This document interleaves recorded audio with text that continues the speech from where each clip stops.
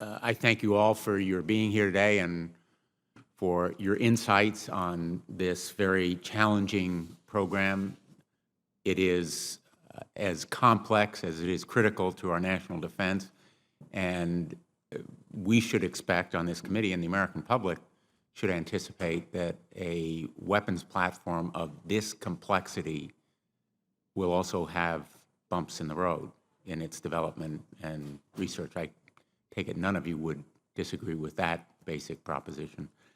Despite that bumpy road at some point, the F-35 as a whole has already made significant advancements in a number of areas, and in particular, the F-135 program provides truly a fifth generational power capability to the fleet. Every low-rate initial production LRIP contract, as I understand it, for the F-135 has been on or below cost. The recent announcement of the LRIP lots 9 and 10 will bring the price down another 3.4% from the LRIP 8. To date, the F-135 conventional takeoff and landing engine cost has been reduced by 47% since the initial flight test engines. The Stovall engine cost has been reduced by 34% in the same time period. These are real achievements. And in addition, Pratt & Whitney has already identified technology improvement options that will increase the thrust, durability, and fuel efficiency that could ultimately save billions of dollars for this program. The F-135 is meeting the key FY 2020 milestones, again, my understanding, for mission capability and engine reliability. Are those facts that are accurately stated so far as the panel knows? So they're very accurate. Thank you.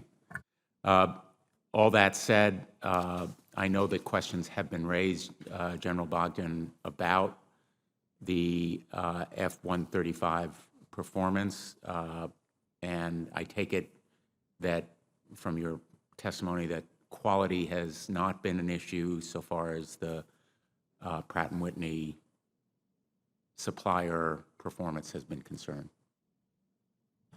Sir, 2 or 3 years ago, I would have told you I was worried about that.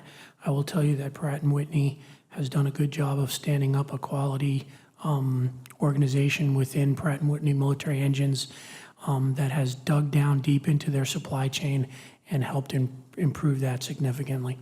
Thank you. Well, their supply chain is a lot of it based in Connecticut, and I can tell you from my experience in Connecticut that our suppliers and manufacturers have recognized the challenge we face for this century. Literally, this weapons platform will be critical to our national defense throughout this century. We can look back and draw lessons, and we should, from the challenges that caused that improvement to take place, and maybe even the overall conceptual framework, as you suggested, Secretary Kendall, should there have been more individualization of the platform for different services. But I can well recall that the conventional wisdom not so long ago was that the services ought to get together and collaborate and buy a single fighter, and that was the wisdom du jour of contracting in its day, and now maybe lessons point in a different direction. So I hope that we will learn lessons from this procurement experience, but there is, I think there has to be a recognition that this weapons platform will do things that no fighter engine or platform has done in the past. Would you agree, Dr. Fillmore?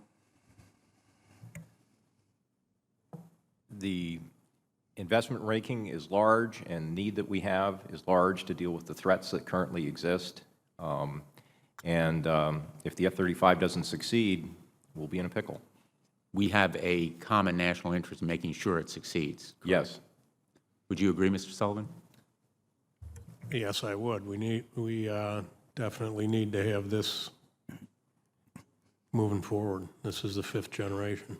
Thank you. Thank you, Mr. Chairman.